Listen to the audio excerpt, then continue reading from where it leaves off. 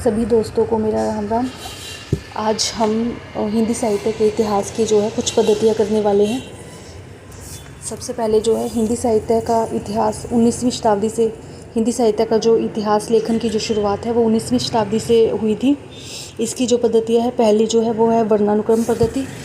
वर्णानुक्रम पद्धति, इसमें जो है लेखक और कवियों का जो वर्णन है उनके नामों के जो है पहले वर्ण के अनुसार किया जाता है। इस आधार पर जो ग्रंथ लिखे थे वो लिखे थे गारसद तासी ने और शिव सिंह सेगर ने। आगे है काल कर्मानुक्रम पद्धति। काल कर्मानुक्रम पद्धति में है जो है इसका काल कर्म अनुसार किया जाता है, मतलब तिथि के अनुसार जो है इनका वर्णन किया जाता है, जन्म तिथि के आधार पर।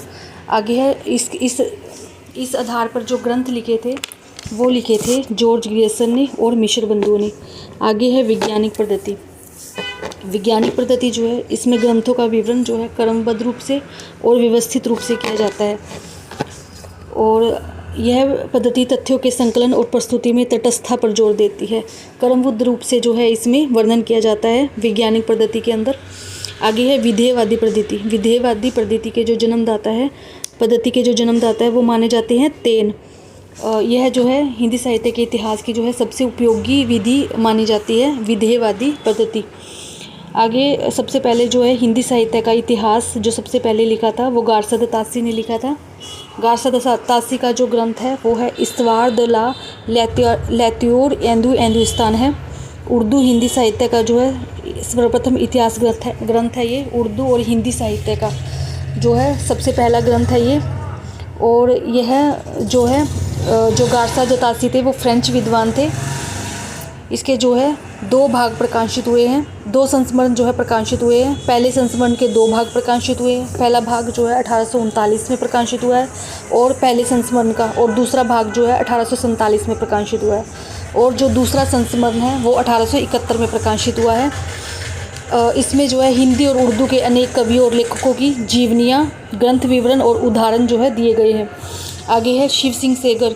शिव सिंह सेगर की जो रचना है या ग्रंथ लिखा है इन्होंने वो है शिव सिंह सरोज, जो जिसकी रचना इन्होंने की थी 1883 ईस्वी में।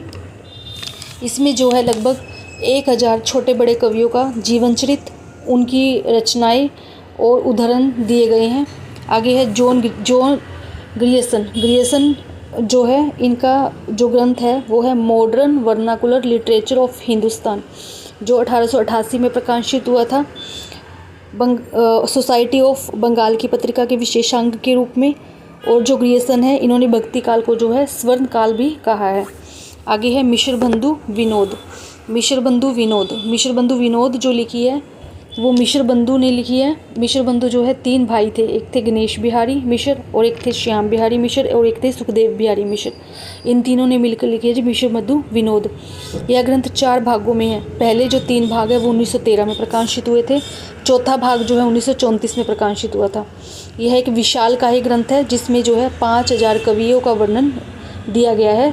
8 कालखंडों में जो है विभाजित किया गया है इसे। आगे है आचार्य रामचंद्र शुक्ल। आचार्य रामचंद्र शुक्ल का जो ग्रंथ है वो है हिंदी साहित्य का इतिहास, जो 1929 में लिखा गया था। इसे जो है हिंदी शब्द अनुशासन की भूमिका के रूप में लिखा गया था। बाद में स्वतंत्र पुस्तक के रूप में इसे जो है स्वतंत्र पुस्तक का रूप दे दिया गया था हिंदी साहित्य के इतिहास को। इसको जो है 4 भागों में बांटा गया है। पहला है आदिकाल। आदिकाल को जो है आचार्य शुक्ल ने वीरगाथा काल कहा है, जिसका समय 1050 से 1375 माना है। आगे है मध्यकाल। मध्यकाल को 2 भागों में बांटा है, पूर्व मध्य और उत्तर मध्य। पूर्व मध्य यानी भक्ति काल और उत्तर मध्य यानी रीतिकाल। भक्ति काल का जो समय है वो है 1375 से 1700 विक्रमी संवत, और उत्तर मध्य काल का है 1700 से 1900 विक्रमी संवत। आगे है आधुनिक काल। आधुनिक काल को जो है गद्य काल कहा जाता है। इसका जो समय है वो है 1900 से 1984 विक्रमी संवत। आगे है रामकुमार वर्मा। रामकुमार वर्मा का जो आलोचनात्मक ग्रंथ है वो है हिंदी साहित्य का आलोचनात्मक इतिहास, जो 1938 में लिखा था।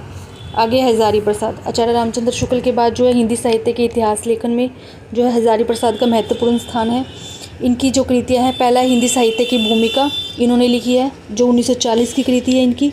आगे लिखी है हिंदी साहित्य का उद्भव और विकास, और तीसरी है हिंदी साहित्य का आदिकाल। आगे हिंदी साहित्य का वृत्त इतिहास। हिंदी साहित्य का जो वृत्त इतिहास वो लिखा है नागरी प्रचारणी सभा काशी द्वारा। 16 खंडों में लिखा गया है। ये एक व्यक्ति की रचना नहीं है, बल्कि 100 से भी अधिक जो है लेखकों द्वारा लिखी गई है ये। आगे है हिंदी साहित्य का वैज्ञानिक इतिहास। हिंदी साहित्य का जो वैज्ञानिक इतिहास है वो गणपति चंद्रगुप्त जी ने लिखा है 1965 ईस्वी में।